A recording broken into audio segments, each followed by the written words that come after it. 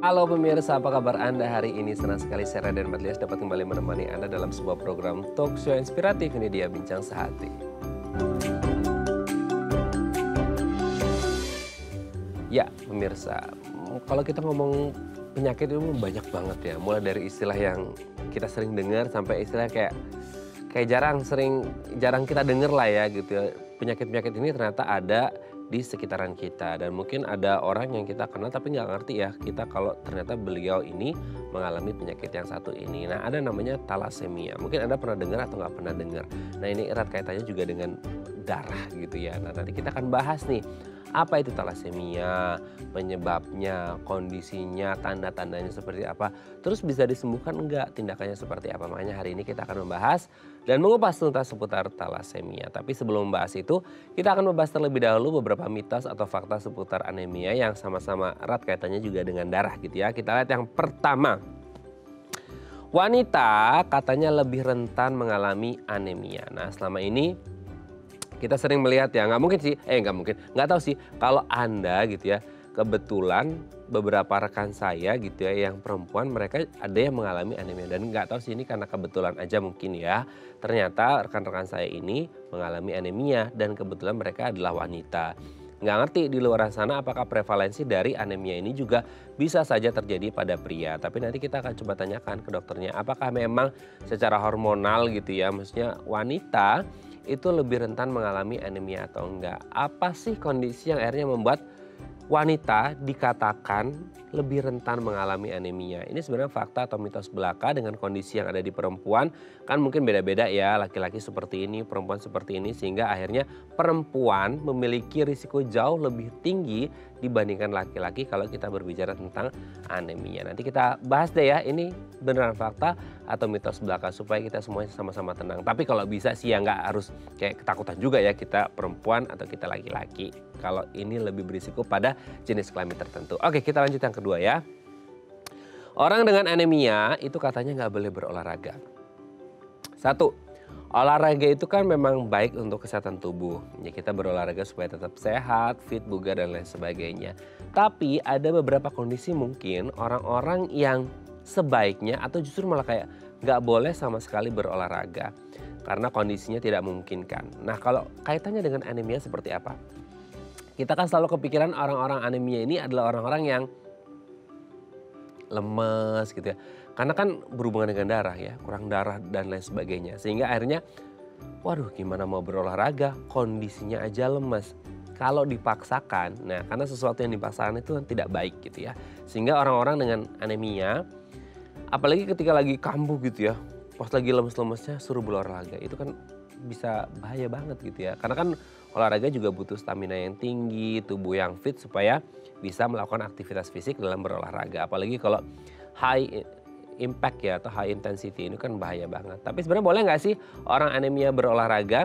Mungkin kayak yang ya low intensity aja, yang jangan yang berat-berat, jangan weight bearing dan lain sebagainya sehingga kayak nggak membebani si orang ini tapi tetap bisa berolahraga. Nanti kita bahas ya, ada nggak hubungan antara anemia dan boleh atau tidaknya berolahraga. Oke, kita lanjut yang ketiga ya.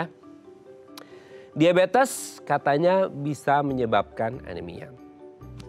Ini kalau ngomongin diabetes ya agak serem ya. Karena kenapa? Karena diabetes ini jadi satu penyakit yang bisa memicu berbagai macam komplikasi.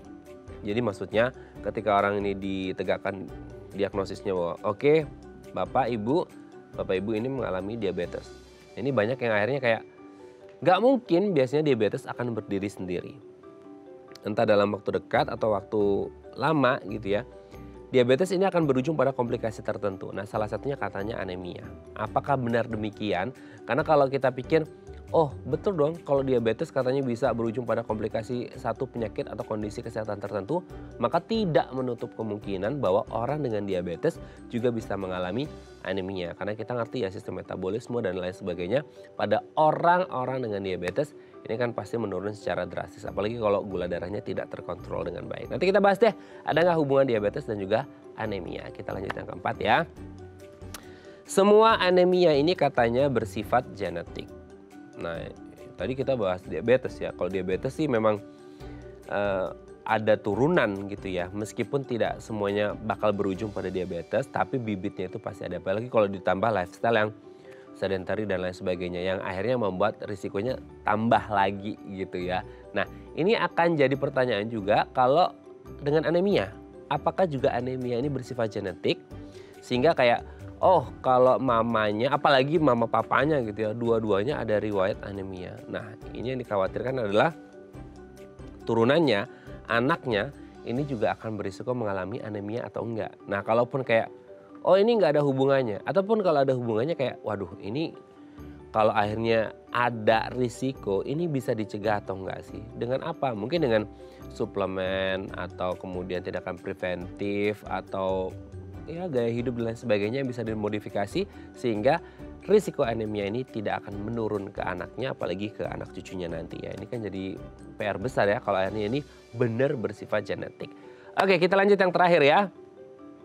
Anemia bisa berubah menjadi leukemia. Aduh. Ini dua kondisi yang ya namanya penyakit semua orang tidak ada yang ingin mengalami ini gitu ya. Tapi apakah benar ketika orang sudah didiagnosis oke, ini anemia, entah karena satu dan lain hal, kondisi-kondisi tertentu yang nggak ngerti ya, maksudnya Kak, apakah penanganannya yang lambat atau tidak tertangani dengan baik, atau mungkin ada komorbid lain yang akhirnya membuat anemianya ini berubah jadi leukemia. Bisa nggak sih dari anemia terus berubah jadi leukemia, atau mungkin sebaliknya gitu ya, atau gimana kondisinya kita nggak ngerti. Nanti akan kita tanyakan. Oke, itu tadi beberapa mitos atau fakta seputar anemia dan kami akan membahasnya sesaat lagi. Tetap bersama kami di Bincang Sehati.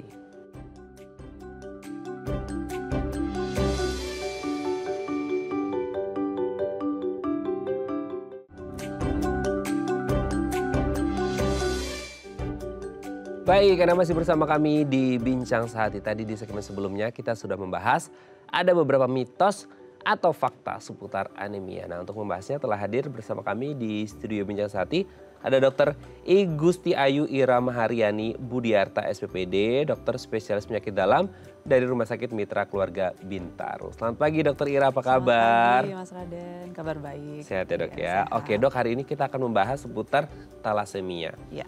Tapi sebelum itu kita bahas terlebih dahulu seputar perdarah-darahan gitu ya, anemia. Mitos faktanya yang pertama adalah wanita katanya lebih rentan mengalami anemia. Kebetulan, ini cerita pribadi sih Dok. Oke. Kebetulan beberapa teman saya, rekan saya itu yang mengalami anemia itu perempuan. Kebetulan banget. Tapi ini tidak harus menjadi bukti bahwa ini fakta gitu ya. Tapi kalau sesuai dengan faktanya, dari prevalensinya dengan faktor-faktor ya risiko dan lain sebagainya, apakah wanita memang lebih rentan mengalami anemia atau salah atau gimana? Oke, itu sebenarnya fakta. Oh. Ya, jadi kenapa wanita lebih rentan mengalami anemia? Karena wanita itu sendiri mengalami yang namanya beberapa faktor risiko seperti menstruasi. Ya, jadi menstruasi itu kan udah jelas kehilangan darah. Oke, selain itu wanita juga mengalami kehamilan misalnya. Ya, jadi proses kehamilan juga akan meningkatkan kebutuhan zat besi. Nah, jadi kalau pada wanita hamil kebutuhan zat besinya berkurang itu dapat menyebabkan anemia. Ya, ataupun memang ada asupan zat besi yang kurang misalnya, dan memang ada kondisi medis yang lain gitu.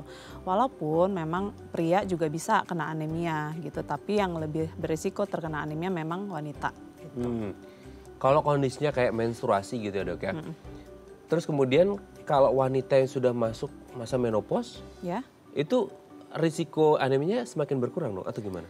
Kalau memang penyebab dasarnya karena kekurangan zat besi atau menstruasi bisa berkurang, tapi kan masih ada kondisi penyakit yang lain, misalnya penyakit kronis yang dapat meningkatkan terjadinya anemia juga pada wanita yang udah menopause misalnya, seperti itu.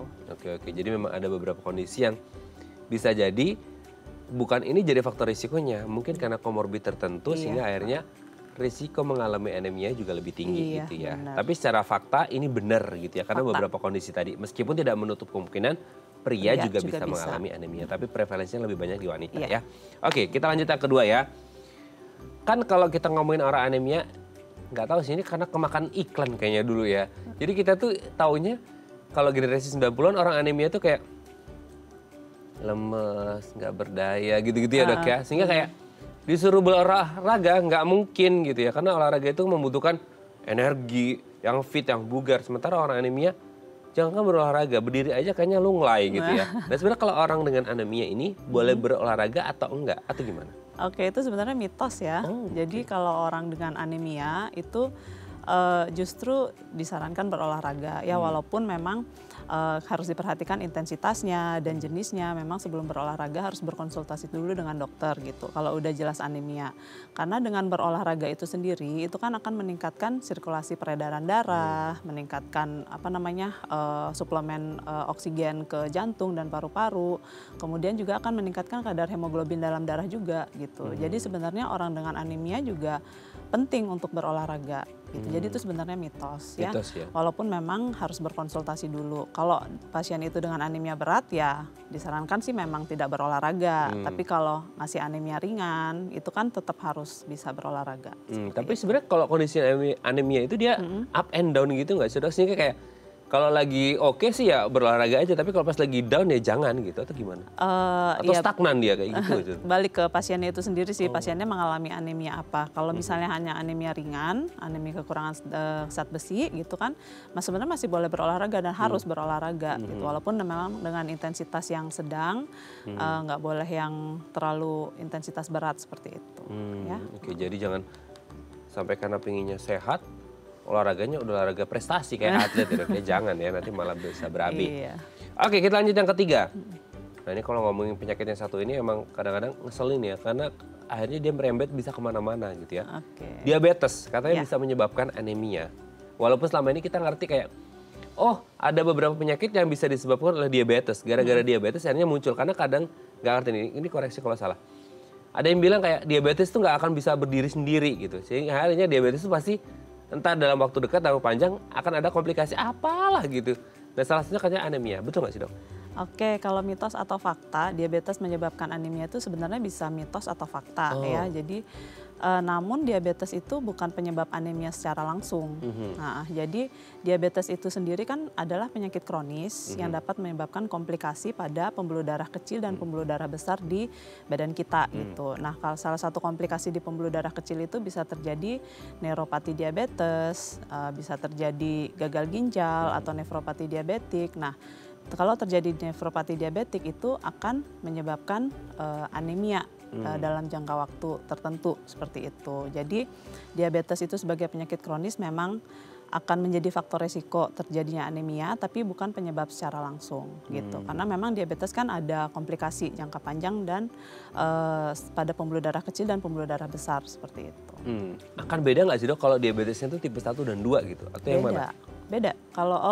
Kalau diabetes tipe 1 itu kan dia memang mutlak kekurangan insulin. Jadi sel beta pankreasnya tidak bisa menghasilkan insulin biasanya pada anak-anak gitu ya. Kemudian kalau diabetes tipe 2 itu kan didapatkan karena lifestyle. Jadi memang terjadi resistensi insulin. Kalau memang sudah terjadi dalam jangka waktu yang lama dan terjadi gangguan dari pembuluh darah, itu untuk meningkatkan resiko anemia bisa. Jadi diabetes tipe 1 atau 2 tetap bisa. Tetap bisa ya, dua-duanya berisiko ya. Oke, Dok, kita lanjut ya yang keempat. Nah ini dia, ini serem banget juga. Kalau tadi diabetes katanya nurun bersifat genetik, ini anemia. Anemia itu bisa bersifat genetik nggak sih? Bapak ibunya ada, anaknya juga berisiko atau gimana? Oke, sebenarnya kalau mitos atau fakta itu sebenarnya bisa mitos ya, karena memang ada anemia yang diturunkan secara genetik, tapi nggak semuanya. Jadi cuman anemia sickle cell, kemudian anemia pada talasemia. Nah itu yang bisa diturunkan secara genetik. Tapi yang lainnya itu adalah mitos, karena anemia itu sendiri sebenarnya penyebabnya banyak. Biasanya karena kekurangan zat besi, karena kekurangan vitamin B12 atau asam folat, kemudian karena peradangan kronis atau penyakit kronis, karena perdarahan juga bisa, atau karena kondisi medis yang lain gitu. Jadi bisa mitos karena penyebabnya ada banyak, tapi memang ada juga penyakit yang diturunkan secara genetik yang ada anemianya seperti talasemia atau anemia sel sabit gitu. Oke, jadi ada beberapa yang bisa menurun secara genetik gitu ya. Oke, Dok, kita lanjut yang terakhir. Ini serem ya, anemia udah serem, katanya bisa berubah jadi leukemia lagi. Nah gimana tuh, Dok? Ini mitos atau fakta? Itu mitos banget sih ya. Oke. Jadi anemia sama leukemia itu kondisinya beda gitu. Kalau anemia itu kan kekurangan sel darah merah ya, kekurangan hemoglobin. Sedangkan leukemia itu adalah produksi dari sel darah putih yang berlebihan atau jadi dia bermutasi secara abnormal gitu. Jadi namun orang dengan leukemia itu gejalanya anemia. Nah, makanya orang ngiranya anemia itu jadi leukemia, padahal anemia itu salah satu gejala leukemia, misalnya pada akut myeloid leukemia gitu. Jadi pasiennya datangnya memang anemia, kemudian trombositopenia, dan mungkin leukositnya yang tinggi banget, sel darah putihnya tinggi. Nah, itu leukemia. Jadi dia adalah kanker darah kalau leukemia, seperti itu. Tapi anemia pada orang dengan leukemia itu anemia yang sebenarnya atau hanya sebagai gejala aja tadi dokter Ira? Karena ada kegagalan dari sumsum tulang. Ya, ada kegagalan dari sumsum tulang, jadi gejalanya itu kekurangan sel darah merah, kemudian kekurangan trombosit, dan memang produksi berlebihan dari sel darah putih. Gitu. Dan jenisnya juga biasanya berbeda-beda. Gitu. Oke, jadi intinya tidak mungkin anemia berubah jadi leukemia karena kondisinya berbeda, tapi bisa saja gejala yang ditimbulkan di awal dari leukemia adalah anemia. Oke, thank you ya dok. Ini sudah terjawab atas faktanya. Nanti kita lanjut lagi seputar tadi ada mention sedikit thalassemia di segmen selanjutnya ya dok ya. Oke pemirsa, kalau Anda punya pertanyaan seputar tema kita hari ini boleh tanya-tanya di 021 290 3244 atau DM Instagram kami di @theifamily. Kami akan kembali saat lagi.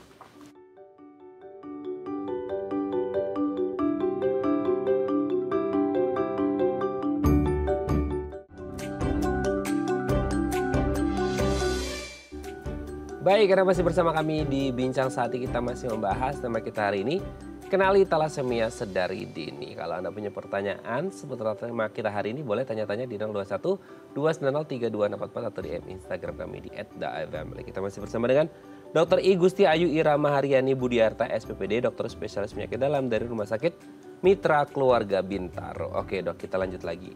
Thalassemia. Ya. Kan mungkin banyak orang sering dengar ya, tapi mungkin nggak ngerti kondisinya thalassemia ini seperti apa. Sebenarnya penyakit thalassemia ini penyakitnya seperti apa sih dok? Oke, jadi thalassemia itu sebenarnya adalah penyakit karena kelainan genetik gitu. Jadi kelainan darah yang diturunkan atau bersifat genetik karena terjadi produksi dari sel darah merah atau hemoglobin yang tidak normal. Seperti itu. Oke, yang tidak normal ini definisinya seperti apa? Kan kita bilang kelebihan, kekurangan itu kan masuk kategori tidak normal ya. Maksudnya yang dimaksud dengan tidak normal sel darah merahnya ini seperti apa? Jadi sel darah merah itu atau hemoglobin itu kan terdiri dari 4 rantai ya. Jadi pada orang dewasa misalnya hemoglobin A itu terdiri dari 2 rantai alfa, 2 rantai beta. Nah kalau pada thalassemia itu salah satu rantainya itu nggak ada. Jadi dia akan memproduksi sel darah merah yang tidak normal sehingga karena sel darah merah yang nggak normal, umurnya jadi pendek, jadi dia akan memproduksi sel darah merah terus-terusan, jadi pasien itu akan seperti kekurangan darah gitu. Tampak anemia biasanya. Meskipun ada sel darah merahnya tapi nggak berfungsi ibaratnya gitu ya? Iya, karena umurnya jadi pendek. Harusnya kan 120 hari misalnya, dia jadi cuma 1 bulan atau 1 minggu seperti itu. Oke, kalau misal nggak ada alfa atau betanya itu sendiri, dia tetap bisa berfungsi tapi umurnya pendek atau iya, jadi kan ada macam-macam ya, ada yang thalassemia alfa, ada thalassemia beta. Itu pun sebenarnya ada yang harus transfusi tiap bulan atau 2 minggu, tapi ada juga yang nggak ada gejalanya gitu. Semuanya beda-beda sih. Maksudnya nggak ada gejala, dia tidak merasakan apa-apa di tubuhnya? Tidak merasakan apa-apa atau memang anemianya hanya ringan sehingga tidak perlu transfusi, bisa seperti itu. Oke. Tapi kalau untuk thalassemianya ini sendiri sebenarnya penyebabnya apa? Sehingga akhirnya si sel darah merahnya terbuatnya itu tidak maksimal, tidak normal gitu. Sehingga ada yang kurang betanya, alfanya gitu dok. Karena kelainan genetik. Iya. So kalau kelainan genetik jadi susah dijelaskan ya dok ya? Iya. Karena nggak ada, maksudnya yang pasti indikatornya gitu ya? Karena dia kelainan genetik, jadi orang tuanya misalnya membawa sifat thalassemia tapi nggak ketahuan gitu. Terus nikah sama ibunya juga pembawa sifat thalassemia. Nah, kalau misalnya dengan pembawa menikah itu akan menjadi 25% anaknya jadi thalassemia mayor atau misalnya jadi thalassemia yang bergantung pada transfusi. Jadi dia akan transfusi seumur hidupnya. Kemudian 50% bisa jadi pembawa juga. Jadi anaknya nggak ada keluhan apa-apa sampai mungkin dewasa, umur 20-30 ya. Nggak ada keluhan apa-apa tapi memang ada anemia tapi nggak pernah dikeluhkan karena memang anemia cuma ringan, misalnya HB-nya 10, normalnya kan 12 gitu ya. Nah itu bisa bertahan sampai dekade 40 atau baru ketahuan gitu misalnya ya. Atau memang jadi anak yang sehat 25%, jadi dia nggak bawa sifat talasemia itu gitu. Ya, jadi beda-beda memang. Nah itu gimana bisa beda dong? Maksudnya kayak ada yang 25% risikonya, ada 50% sebagai pembawa, itu kan kondisinya jadi beda-beda. Nah ini kembali lagi ke genetik atau gimana? Iya, balik lagi ke dari orang tuanya itu sendiri, pembawa atau enggak gitu. Jadi penting untuk melakukan pemeriksaan sebelum menikah biasanya. Seperti itu. Apakah ini selalu akan nurun bersifat genetik ketika dua-duanya, ayah dan ibunya pembawa, atau bisa jadi salah satunya pun bisa atau gimana? Ini kan kelainannya genetik. Jadi kalau misalnya dua-duanya pembawa, yang jadi talasemia itu 25%. Jadi anaknya ada yang jadi talasemia mayor itu 25% gitu. Kalau misalnya orang tuanya benar-benar talasemia, tapi yang satunya sehat, yang jadi talasemia beneran juga cuman pembawa aja gitu. Karena kan yang satunya talasemia, satunya sehat, jadi setengah-setengah. Jadi dia pembawa gitu ya. Kebanyakan jadi pembawa anaknya. Tapi kalau misalnya dia talasemia pembawa dengan pembawa, yang jadi pembawa lagi itu ada 50% seperti yang saya berdasarkan hukum Mendel ya namanya kalau di kita seperti itu. Tapi apa dok yang akhirnya membuat anak ini yang orang tuanya katakanlah pembawa gitu ya, anaknya pasti ada risiko kan gitu. Itu pasti akan tercetus juga atau bisa jadi enggak juga gitu? Tergantung itu resiko dari orang tuanya. Kalau misalnya ternyata dia talasemia mayor dari lahir udah kelihatan anaknya itu misalnya dari umur 3 sampai 6 bulan udah mulai kelihatan pucat. Kemudian kalau dicek HB-nya misalnya jadi 6 atau misalnya 5. Kemudian kadang juga misalnya kalau talasemia intermedia datang perutnya udah besar seperti itu ya. Jadi perutnya besar karena limpanya memproduksi sel darah merah. Jadi perutnya membesar kemudian kadang bisa kuning juga anaknya seperti itu. Oke. Itu kondisinya seperti itu ya. Tapi sebenarnya secara garis besar talasemia itu sendiri dibagi kayak tadi itu ada talasemia alfa, beta dan lain sebagainya atau gimana? Sehingga sesuai dengan apa yang jadi tidak normalnya atau gimana? Oke. Kan orang dewasa itu pembentuk sel darah merah atau hemoglobinnya ada 2 rantai alfa sama 2 rantai beta. Nah itu yang normal ya. Tapi kalau karena ada 2 rantai itu ada 4 rantai ya. Jadi 2 rantai alfa, 2 rantai beta. Talasemia yang utama itu jadinya kan talasemia alfa sama talasemia beta. Walaupun ada juga talasemia yang lain ya, talasemia E misalnya gitu. Tapi yang paling utama itu alfa sama beta. Nah kalau talasemia alfa itu dia karena ada kelainan dari rantai alfanya itu sendiri gitu ya. Jadi dia punya rantai alfa aja. Nah dari talasemia alfa ini sebenarnya ada 4 macam lagi gitu ya. Talasemia alfa itu ada yang delesi 1. Jadi kan dia ada 4 cabang gitu ya, 4 globin dari sel darah merah itu. Kalau dia kekurangan 1 kaki itu delesi 1 namanya biasanya. Pasien itu dia nggak punya silent carrier, jadi nggak ada gejala sama sekali gitu. Kalau dia kekurangan 2 globinnya, kakinya hilang 2, delesi 2, itu dia jadinya trait thalassemia gitu ya, nggak ketahuan juga biasanya ya. Nah kalau kehilangan 3 itu mulai ada gejala biasanya, delesi 3 itu atau HBH namanya, HBH disease. Nah itu dia kekurangan 3 kaki, biasanya mulai ada gejalanya walaupun ringan, nggak sampai harus transfusi terus-terusan seperti itu ya.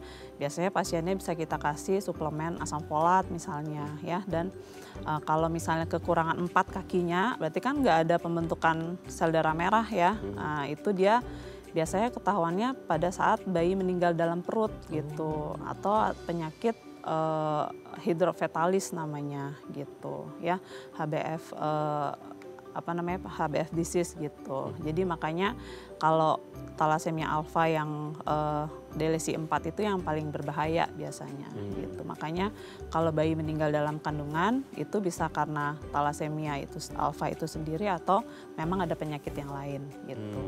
Oke. Kalau dari secara umum nih dok, dari beberapa tipe atau jenis tadi, yang paling banyak prevalensinya di mana? Atau kalau yang di Indonesia deh? Kalau di Indonesia sebetulnya yang paling banyak itu talasemia beta. ya. Kalau thalassemia alfa memang Mediterania, tapi kalau di Indonesia itu yang paling banyak thalassemia beta. Kalau thalassemia beta itu jenisnya ada 3, jadi ada yang mayor, ada yang intermedia, sama yang minor. Kalau yang mayor itu memang dia dari kecil sudah ketahuan thalassemia, biasanya dari usia 3-6 bulan. Orang tuanya bawa anaknya pucat, kekurangan darah, perutnya besar misalnya atau kuning. Nah itu dia akan tergantung pada transfusi seumur hidupnya gitu. Jadi si adik itu bisa bertahan sampai usia dewasa, misalnya sampai dekade 3 atau 4 kalau memang terkontrol dengan transfusi. Ya nanti efek sampingnya adalah biasanya kelebihan dari zat besi gitu, yang biasanya pasien thalassemia itu akan berakhir dengan diabetes atau sirosis karena sering transfusi seperti itu ya. Kemudian kalau thalassemia intermedia biasanya itu kan dia ada kelainan dari si sel darah merahnya, namun memang gejalanya antara yang berat sama ringan, jadi dia sedang-sedang aja gitu. Ketahuannya biasanya pada usia belasan atau puluhan. Nah itu biasanya memang pasiennya datang lemes, kurang darah, kemudian kita cek ternyata jumlah sel darah merahnya itu kecil dan jumlahnya kurang. Jadi ada anemia dengan jumlah MCV dan MCH kalau kita bilang ya. Nah itu dia jumlahnya berkurang juga, itu jenis dari thalassemia-nya gitu. Nah kalau ini kadang bisa transfusi, kadang enggak juga gitu. Kalau memang kurang darahnya banyak kita transfusi, tapi kalau hanya HB10 biasanya kita kasih suplemen aja ya. Nah kemudian kalau thalassemia minor itu biasanya nggak ketahuan, jadi ketahuannya karena pemeriksaan darah aja. Kalau dia misalnya ternyata jumlah sel darah merahnya kurang dan volumenya sedikit gitu dan kecil-kecil jumlahnya. Itu nggak kerasa di tubuh berarti karena iya biasanya nggak ketahuan gitu. Oke dok, nanti kita lanjut lagi ya di segmen selanjutnya. Ini menarik kalau ngomongin sesuatu hal yang mungkin dialami oleh orang lain tapi kita nggak ngerti bahwa ini adalah thalassemia. Nanti kita lanjut lagi ya dok ya. Oke pemirsa, bagi Anda yang masih punya pertanyaan boleh tanya-tanya di 021 290 3244 atau DM Instagram kami di @theifamily. Kami akan kembali saat lagi.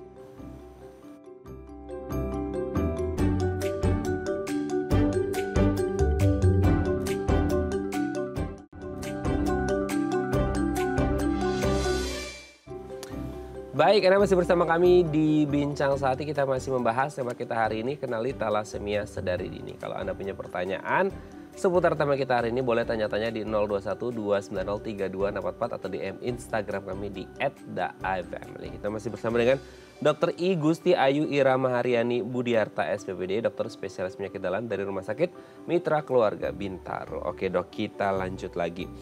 Nah, kalau ngomongin gejalanya kan tadi udah disebutin, ada yang mayor, ada yang minor, bahkan yang minor itu tidak menimbulkan gejala sama sekali. Nah, tapi kalau kita merunut pada kejadiannya ya, entah kan dari yang 3-6 bulan aja udah mulai kerasa kelihatan gitu ya, meskipun masih bayi, pucat dan lain sebagainya, bahkan bisa jadi transfusi darah gitu ya. Nah, sebenarnya proses kalau yang tadi kan ada yang intermediate tuh dok, yang bisa munculnya di usia belasan sampai puluhan. Itu berarti dari awal dia tidak kerasa sama sekali, atau maksudnya di badan itu tidak ada.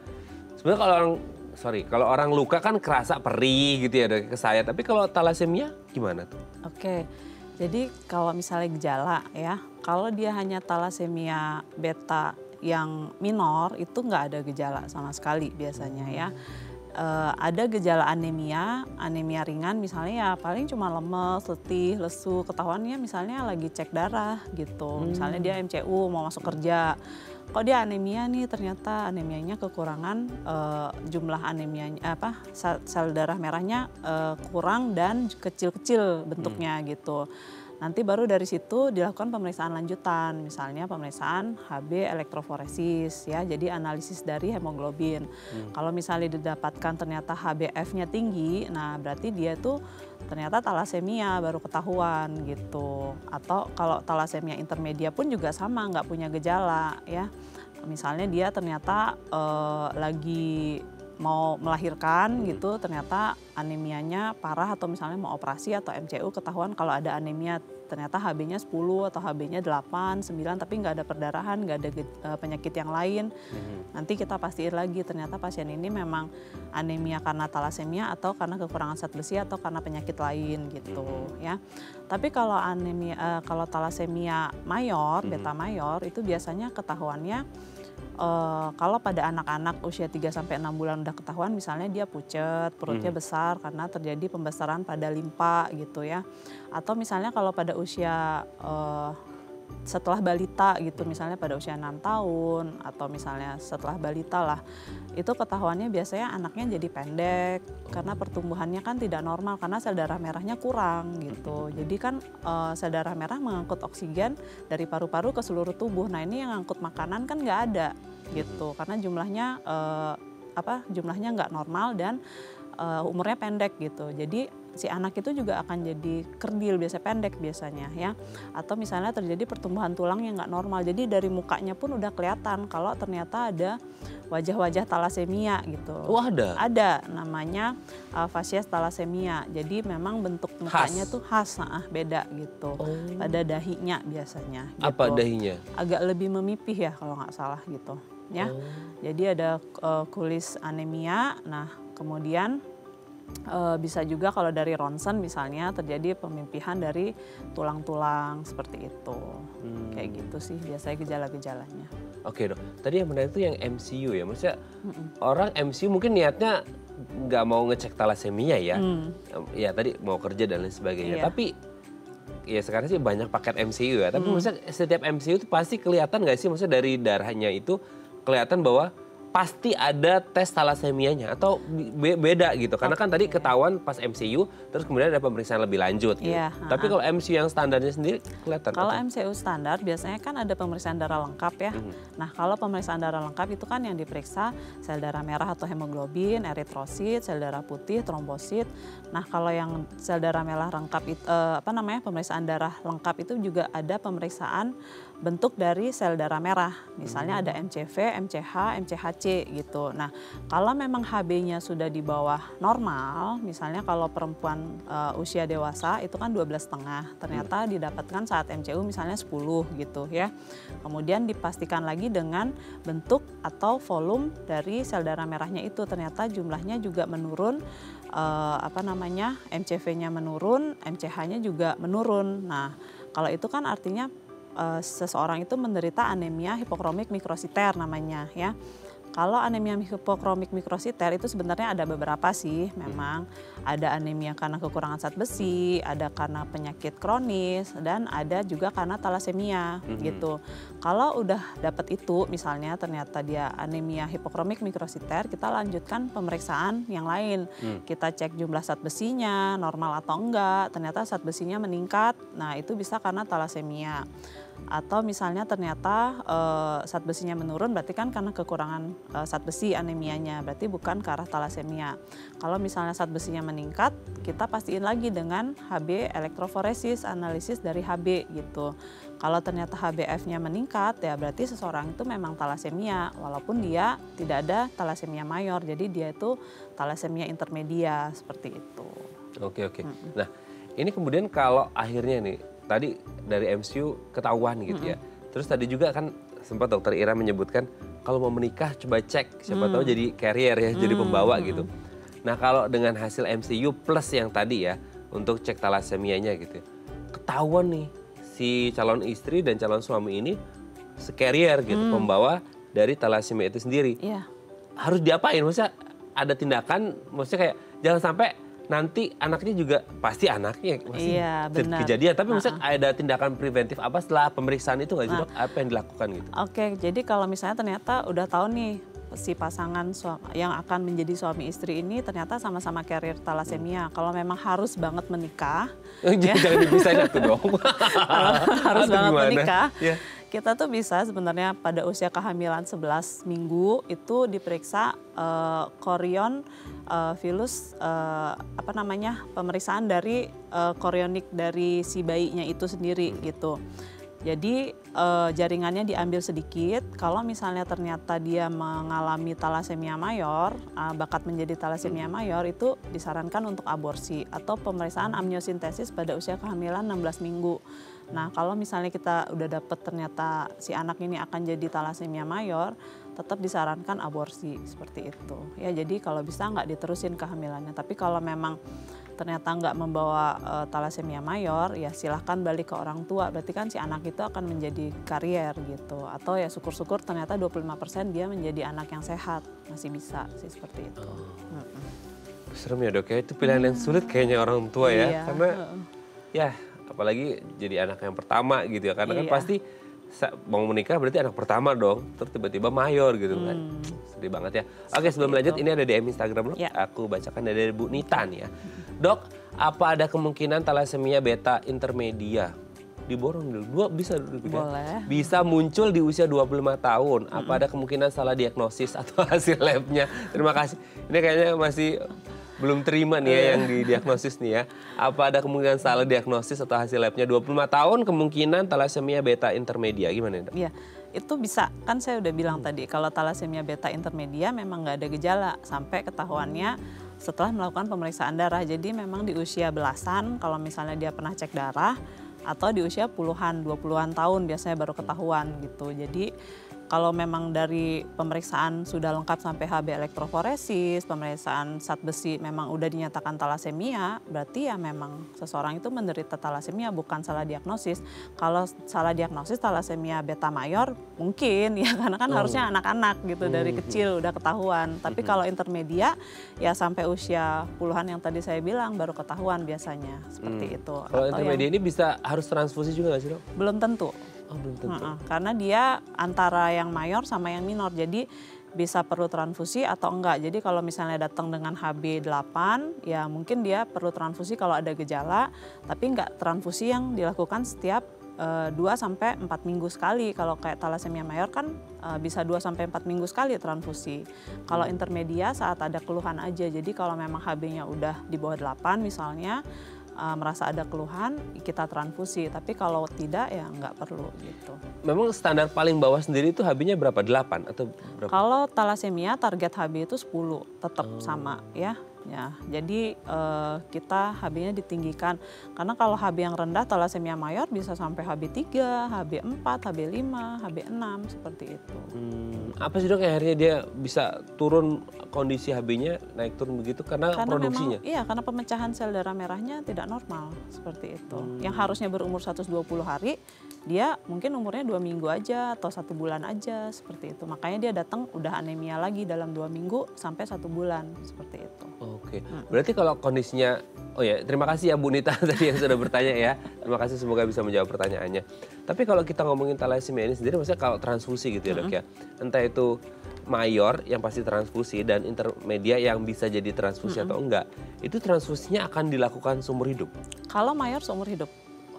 Iya, kalau intermedia tergantung dari pasiennya. Biasanya kalau memang ada keluhan dan memang HB-nya turun, itu kita transfusi, tapi tidak secara terus-menerus gitu. Mungkin dia bisa 3 bulan sekali atau 6 bulan kalau ada keluhan, kita transfusi. Tapi kalau pasien dengan talasemia mayor itu biasanya akan datang 2-4 minggu sekali untuk transfusi. Makanya di beberapa rumah sakit kan ada center talasemia gitu. Dan memang pemerintah itu sedang berusaha untuk mengatasi permasalahan talasemia ini. Jadi diharapkan memang bayi-bayi yang lahir yang talasemia itu udah cepat dideteksi gitu. Dan kalau bisa sih kita menurunkan angka talasemia ini dengan pemeriksaan premarital tadi ya sebelum menikah itu sebelum menikah itu. Oke, tapi sebenarnya kalau berarti yang dari mayor ini sendiri seumur hidup pasti akan. Iya, seumur Tapi hidup. kalau ngomongin kemungkinan ya, pokoknya kita ngomong apa ya, misalnya kayak angka harapan hidup dari, kan takutnya ya ada yang miss lah, loss segala macam dari transfusi, gimana tuh dok? Oke, jadi kalau misalnya talasemia itu terkendali dengan transfusi, biasanya usianya memang bisa bertahan sampai dekade 4, dekade 3, dekade 4 ya, 30-40 tahun ya. Mungkin kalau memang bagus tanpa komplikasi dari kelebihan zat besi atau misalnya diabetes atau sirosis ya ada mungkin sampai umur 50 tahun mungkin bisa gitu. Tapi biasanya sih sampai umur dekade 3 dan dekade 4 seperti itu. Aduh, itu bisa diprediksinya seperti itu meskipun ya sebenarnya Tuhan kembali lagi Tuhan, tapi secara medis hitung-hitungannya seperti itu gitu ya dok ya. Aduh, oke, nanti kita lanjut lagi ya dok ya di segmen terakhir. Nggak kerasa nih udah mau segmen terakhir aja ya. Oke pemirsa, kami akan kembali saat lagi, tetap bersama kami di Bincang Sehati.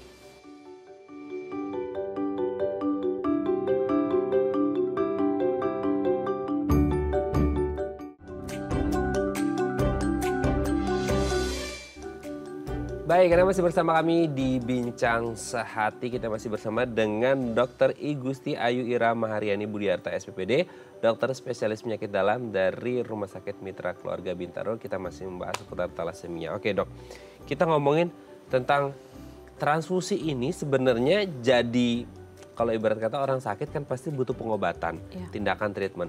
Transfusi ini menjadi treatment tindakan pengobatan atau bisa jadi pengobatannya ada hal yang lain yang harus dilakukan atau gimana dok? Pada talasemia ya. Oke. Jadi pengobatan pada talasemia itu memang ada beberapa ya. Kalau pada talasemia mayor ya itu memang transfusi ya. Kemudian kalau pada talasemia dengan kelebihan zat besi itu biasanya kita kasih terapi kelasi namanya. Jadi kalau sel darah merah itu masuk terus, nah besinya akan menumpuk di badan pasien itu gitu. Jadi keluhannya jadi ada hiperpigmentasi, jadi kayak gelap kulitnya, kemudian ada pembesaran limpa, pembesaran hati. Nah kalau misalnya zat besinya udah numpuk kayak gitu, kita harus kasih terapi yang mengurangi zat besi itu supaya tidak ada penyakit yang lain lagi. Nah itu ada terapi kelasi namanya ya. Kemudian selain dengan transfusi dan terapi kelasi, kita bisa lakukan transplantasi sumsum tulang memang ya pada pasien talasemia. Namun kendalanya biasanya kan transplantasi sumsum tulang biasanya diberikan donornya itu kan dari keluarga, misalnya dari kakak sama atau adiknya. Tapi kan kalau udah talasemia karena genetik, pasti saudara-saudaranya juga sama ya. Iya, pasti ada bawaan atau memang syukur-syukur ada yang sehat. Nah yang sehat ini yang bisa mendonorkan pada si pasien talasemia gitu ya. Kemudian ya dengan rekayasa genetik, tapi itu kan masih dalam penelitian seperti itu sih. Okay. Tapi sebenarnya gitu ya, kalau mayor oke lah ya, memang dia harus transfusi seumur hidup gitu ya. Kalau yang intermedia ataupun yang minor, ini bisa dikatakan bisa sembuh nggak sih dok 100%? Oke, jadi talasemia tuh nggak ada sembuh ya. Oh nggak ada sembuh. Yang ada tuh terkontrol gitu. Sama kayak diabetes gitu ya? Iya, jadi yang ada tuh terkontrol. Jadi kalau misalnya talasemia intermedia dan minor, kalau nggak ada keluhan dan dia terkontrol, tidak perlu diobati gitu ya. Jadi nggak perlu tindakan apa-apa. Tapi kalau misalnya ada keluhan, kekurangan sel darah merah, ya kita lakukan transfusi. Atau misalnya paling banter kita bisa ngasih suplemen asam folat biasanya sih. Pada pasien talasemia intermedia atau minor seperti itu. Oke. Nah terkontrolnya ini kan harus diketahui orang dengan talasemia, yaitu intermedia ataupun minor gitu ya.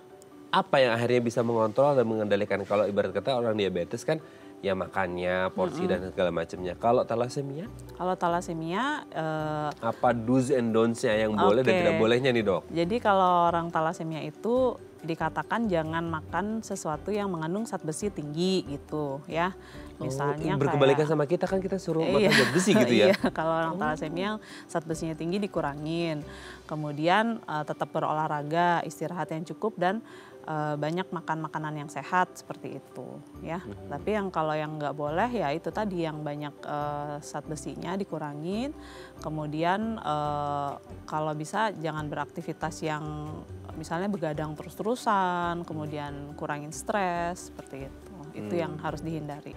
Stress management itu penting. Begadang terus-terusan, jangan sampai begadang terus ya. Karena begadang nanti paginya ngantuk ya kan? Ya jangan begadang gitu ya.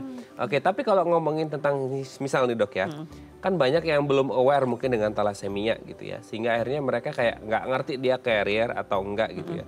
Dan di keluarganya kayaknya nggak ada riwayat sama sekali keluarganya yang mengalami talasemia. Bisa nggak sih kita kayak ujuk-ujuk datang untuk memeriksakan dan tiba-tiba ada gitu, ada bibit talasemia di situ, bisa nggak seperti itu kejadian? Ada?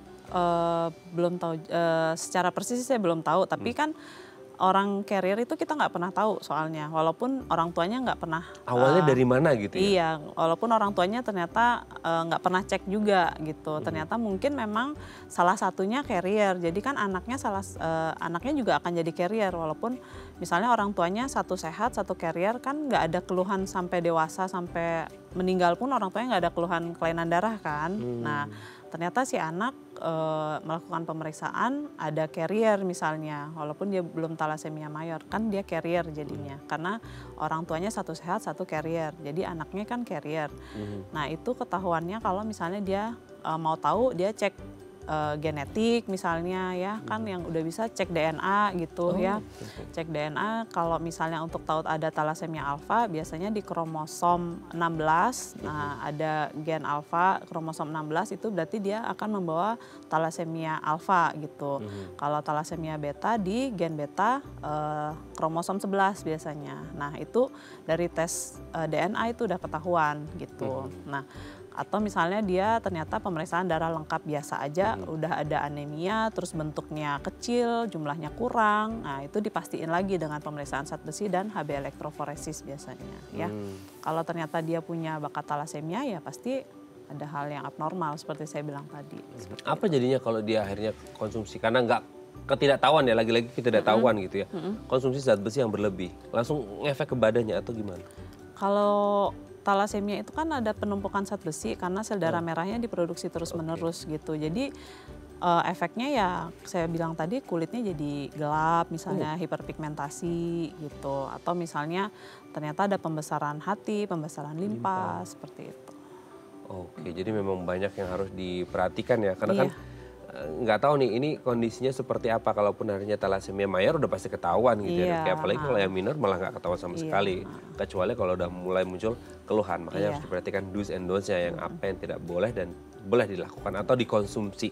Karena mungkin untuk kita yang normal zat besi oke-oke aja, tapi untuk orang thalassemia harus dipantau supaya bisa terkontrol. Oke, terima kasih Dokter Ira.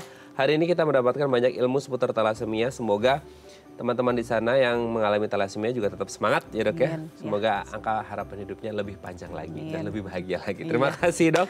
Sehat terus, salam untuk keluarga di rumah dan teman-teman di Mitra Keluarga Bintaro. Selamat pagi Dokter Ira. Selamat pagi, terima kasih.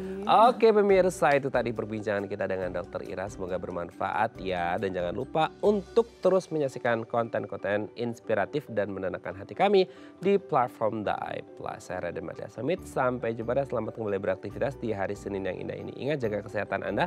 Kalau thalassemia, segera berobat dan konsultasi ke dokter. Sampai jumpa.